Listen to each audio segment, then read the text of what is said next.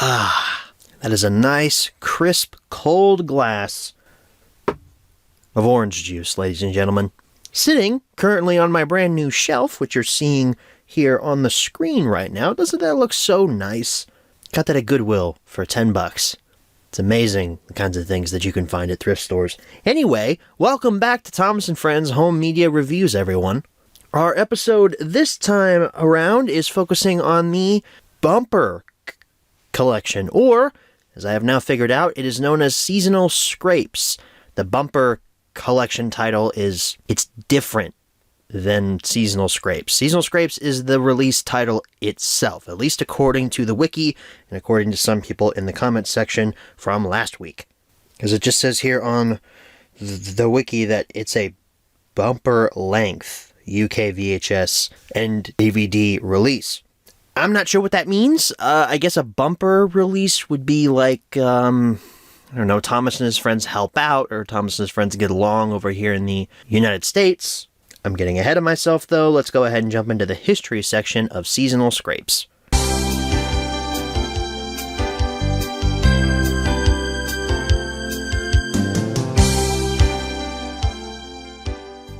So Seasonal Scrapes was released only once on VHS and DVD, and it was released on October 8th, 2001.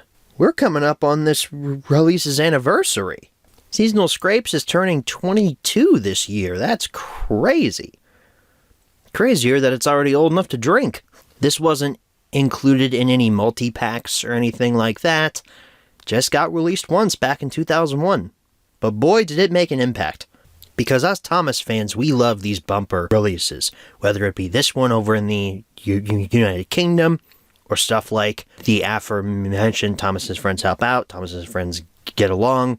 I think even Thomas Comes to Breakfast is considered a bumper over here in the United States. We love these compilation releases. When they're good. Emphasis on good. Because we took a look at some over the past few weeks that have fallen short in some aspects. They haven't been bad, but they haven't been good either. At least in the Best of Thomas's case. First Class Stories, that one was good. Best of Thomas kind of missed the mark, though. But let's see if Seasonal Scrapes can hit that mark. Because now that we're done with the history section, let's move right along to the close-up.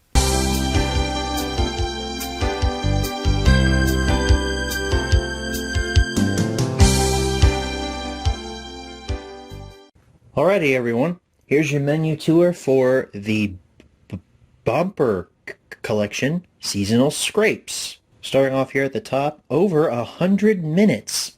Over the last few weeks, I've noticed this with United Kingdom Thomas releases. They love to tell you how much stuff is on these discs. Like with First Class Stories and Best of Thomas, it's all like over 2.5 hours of stuff. And then you got over 100 minutes up here. I mean, they really like to advertise this. We have a big Thomas and Friends logo there with a DVD logo next to it. Bumper Collection logo with some nice snow detailing on top of it. Thomas looking very scared.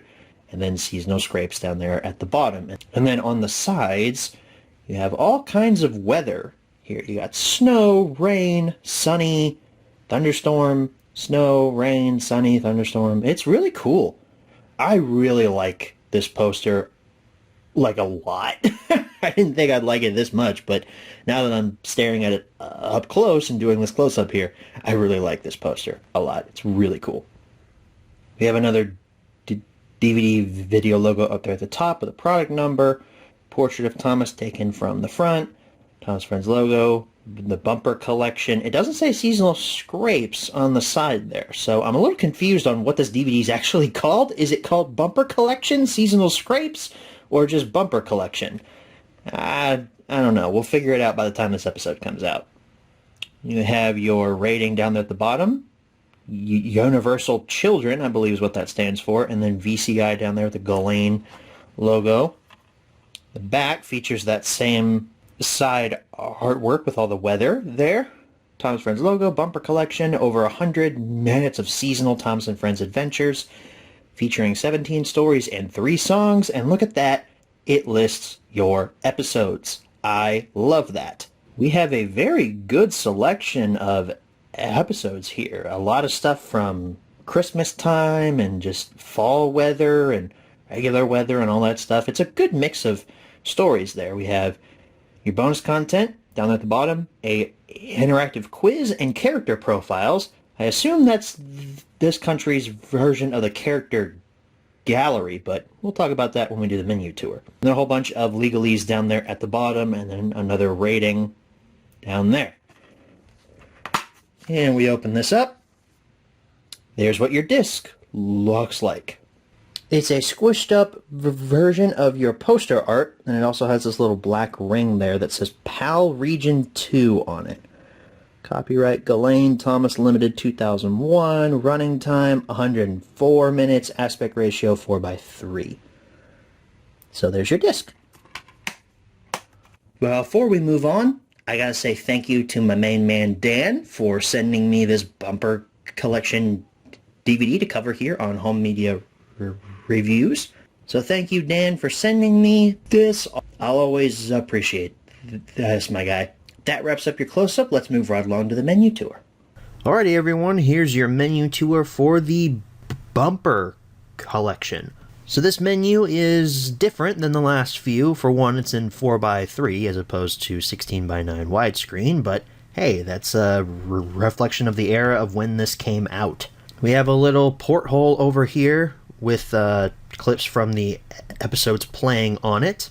And our options are over here on the side. We have Watch Thomas, we can pick a story, Playtime, which I assume are bonus features, and then a sing-along. So Watch Thomas, which is play everything. Let's take a look at the Pick a Story menu. We have Rusty to the Rescue, Woolly Bear, Bulgy, You Can't Win, Percy's Promise, Henry's Forest, Toby and the Flood, Stepney Gets Lost, my personal favorite episode of the TV series, The Trouble with Mud, Thomas Terrence and the Snow, then just regular snow, and The Flying Kipper, A Scarf for Percy, Special Funnel, Thomas's Christmas Party, Thomas and the Missing Christmas Tree, and finally Thomas and Percy's Christmas Adventure, the proper way this episode should be viewed. So let's take a look at the Playtime menu next here. We have a quiz and Meet Thomas and Percy. Let's take a look at the quiz first. Ooh, okay, let's see here. Rusty to the Rescue. Who does Rusty rescue? The Fat Controller. He was stuck at the buffet. No, it's Stepney.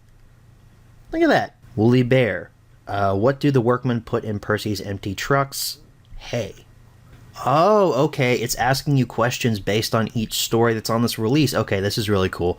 What color is Bulgy? He is red. You Can't Win. What colors are Duke's coaches? Ooh, okay. They were blue and white, correct? Yes. Alright. The other ones didn't sound correct at all. Who does Percy bring back from the harbor? Children. Where does Henry love to visit? The scrapyard. He's very self-conscious about his own demise. No, the forest. And I think the goal is to make Thomas do one big loop here, so that's fun. Toby and the Flood. Which engines rescue Toby from the water? Technically, they're not engines, but it was Harold and Percy. Well, Percy's an engine, but Harold is not. Where does the Fat Controller send Stepney to work? The quarry. Who does Gordon blow mud all over? That would be James. What are Terrence's special wheels called? Caterpillars. What happens to Skarloey? He dies. He is buried in the snow. I don't know why I'm so interested in talking about death today. What is inside the Flying Kipper? Fish. Which engine gets covered in jam in A Scarf for Percy? That would be Percy himself. Who has the broken funnel in Special Funnel? That would be Peter Sam. Everyone makes fun of him for it. Peter Sam said again and again, his new funnel would put us to shame. Went into the tunnel and lost his old funnel. Now his famous new funnel's a drain. Who waves to Thomas as he goes by the cottage?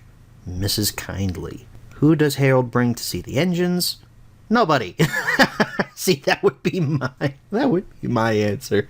But I guess they call Santa Claus Father Christmas over in the UK, so it's Father Christmas.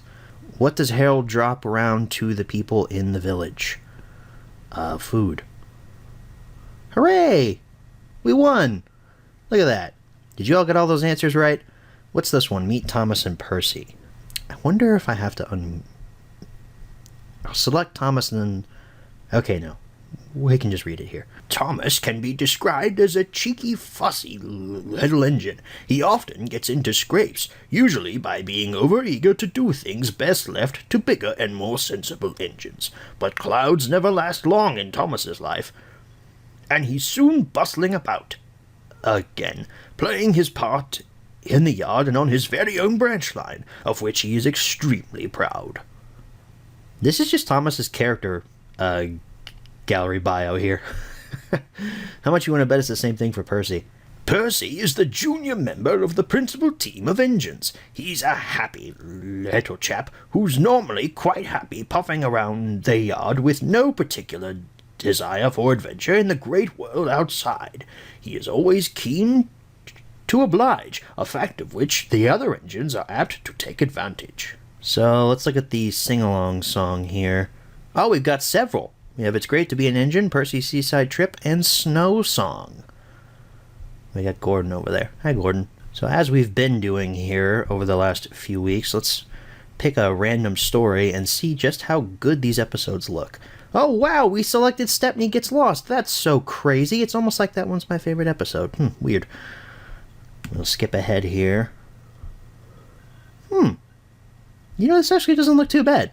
I mean, it's not HD footage or anything, but there's minimal artifacting there, but it looks good.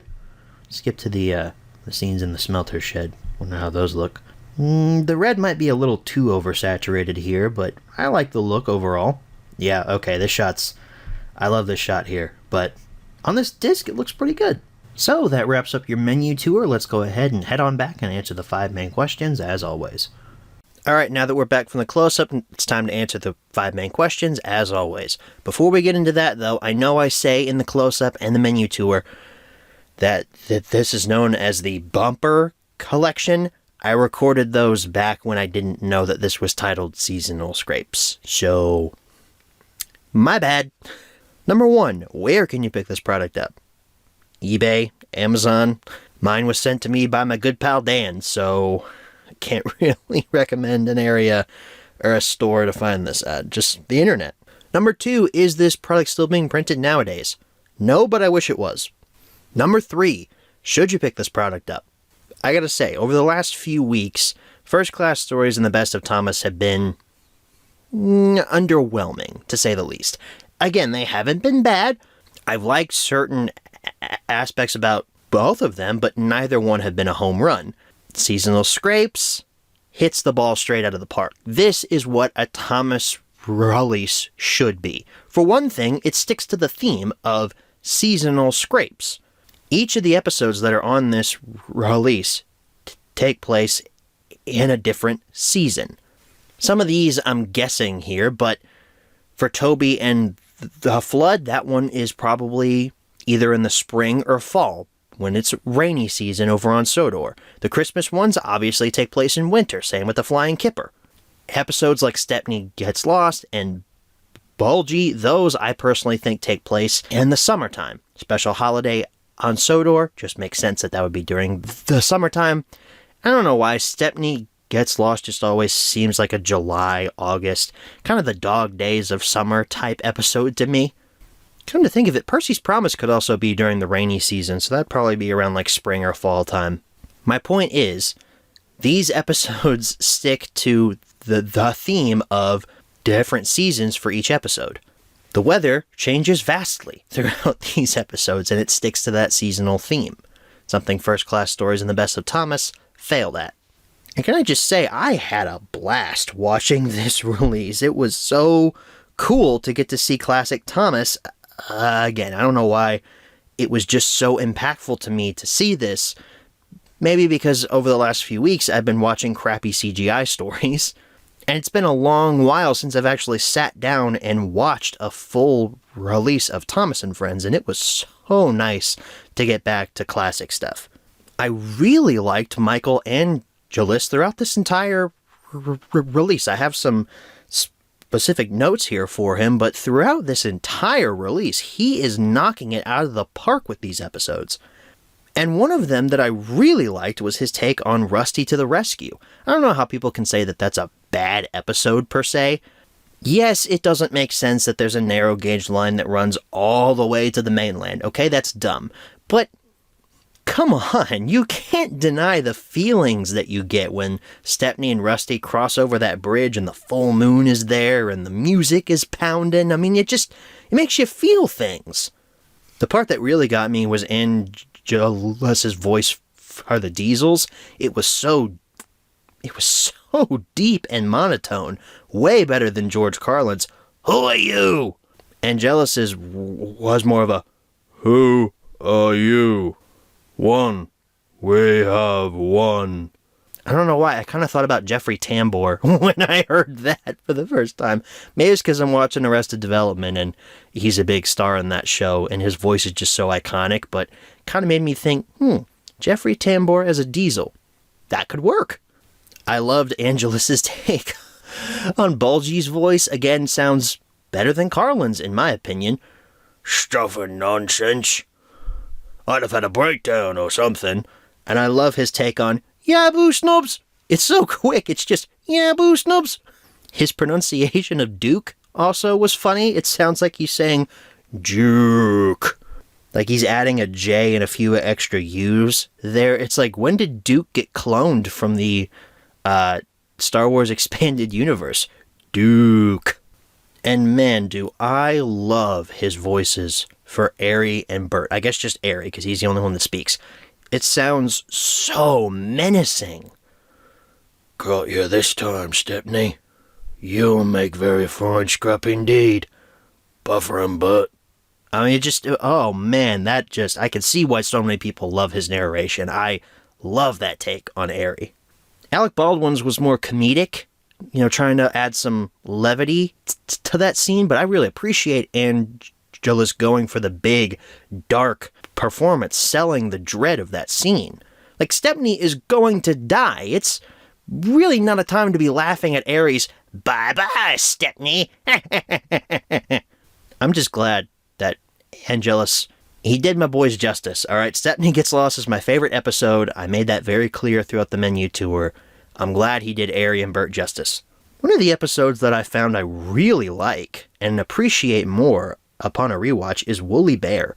That one's just a really nice slice of life episode of just a normal day on Sodor. Well, kinda normal, but as normal as Sodor life can get.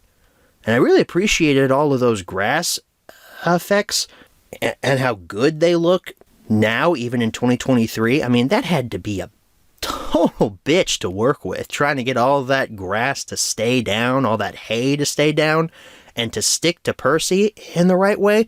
I mean, that had to have been so hard. I will say, though, Ringo doesn't hold a candle to George Carlin's narration for that episode. Sorry, bro, but Carlin nailed it. I have this funny note here. It says, "Whenever I get rained on, I always think of the line, 'Ugh,' said Percy, and thought of his nice dry shed." Which you would be shocked at how often I get rained on here in Kentucky. The weather changes on a dime, people. Though that was from the episode Percy's Promise, and I have to talk about the audio for Season 3. Specifically the Season 3 episodes on this release. What is up with this audio track? It does not sound very good at all. "It kind of sounds like Michelangelo is talking through a hand, kind of like I'm doing right now." "Hello, Gordon," said Thomas. "You look as if you've had a mud bath. Be a sensible engine and have a shower instead." I don't know what it is. The episodes themselves don't look that good either. It makes me wonder if they were using early masters for Season 3, which I guess they would have been because this came out in 2001. But then why does everything else look so good? Like, everything else sounds crystal clear, especially the Season 5 stuff. I know for some of those, they had Dolby surround sound. They were experimenting with that for Thomas Home video products. That's why on certain releases, you'll see that Dolby logo pop up as Thomas is puffing under the bridge and the title of the release shows up. Like, the Season 5 episodes on here sound amazing, and Seasons 1, 2, and 4 are no exception as well. 3 was the one I was thinking, this audio track, who mixed this? Because it doesn't sound very good. I also thought the quiz was actually kind of cool. We never got anything like that over in the United States, so it was kind of cool to get quizzed on episodes. I can see a kid having a lot of fun with that and probably schooling their parents in Thomas and Friends knowledge and feeling really good about it. Bottom line, Seasonal Scrapes is fantastic. I didn't want to hype myself up too much because I was really hyped for First Class Stories, and that one kind of let me down. I'm here to inform you, though, Seasonal Scrapes is worth the hype, and I highly recommend that you pick up this release ASAP. It might honestly be one of the best Thomas and Friends releases that I've ever seen. It's just got such a great selection of stories on it. It's snappy, too. I mean, it doesn't feel like over an hour of Thomas content. It's over in what feels like 30 minutes. I will say, though, the way that these files are laid out on the disc, each episode is its own file. There's no one big file where all the episodes are together and they play continuously. Now, I had 17 different video files to watch for this episode, which I guess I could have watched it on my computer because my disk drive is now set to play United Kingdom releases. But I already ripped this. I'm not gonna waste that file. I'm gonna watch all of them on the digital files. So I watched them on my Xbox. And on my 4K TV, they all looked pretty daggone good. Number 4, where should you pick this product up? Well, I gotta say same answers as number 1 for that. And number 5, what price should you pay? Dude, I don't know about this one. I don't know how popular this release is. I know a good number of people like it, but I don't know exactly like how popular it is and how much it goes for in the secondary market. I'd say probably $10 for this, 15 at the highest. That says a lot when I'm recommending something, and the low price is 10 because this one's great. You need to own it. I don't care if you live in like Argentina or something. You have to own Seasonal Scrapes. Well, folks, that wraps up this episode of Thomas and Friends Home Media Reviews. I am so glad that we're back to good Thomas content. For now. It was so refreshing to see the classic series back on the big screen, at least on my big 4K TV. It was so nice to watch these classic episodes and hear new takes on them. I'm pretty sure that was my first time hearing Stepney Gets Lost in the UK dub, and I'm happy to report that it sounded great. Next week, though, I didn't pick another classic series release because I didn't want to give myself too much relief. We're taking a look at a release that technically we've already talked about, because this release that we're talking about next week has a US counterpart that pretty much has the exact same stories, exact same bonus content. All that's changed is the dub and the name. Hold on to your hats, folks, because next week is Little Engine's Big Days Out. The UK's equivalent to our Tales from the Tracks. Did I know that when I picked this release? No. I picked it because it sounded fun. And unlike with Best of Thomas, Dan actually did not send me this one. I made that mistake last week. Dan did send me the Best of Thomas. He did not send me Little Engine's Big Days Out. I bought that one myself. So I hope you're excited to hear me talk about some pretty mid-level episodes next week, but maybe Michael Angelis will make them sound better. I don't know. We'll find out, though. Thank you all so very much for watching. I will see you all in the next episode. Good night, everybody.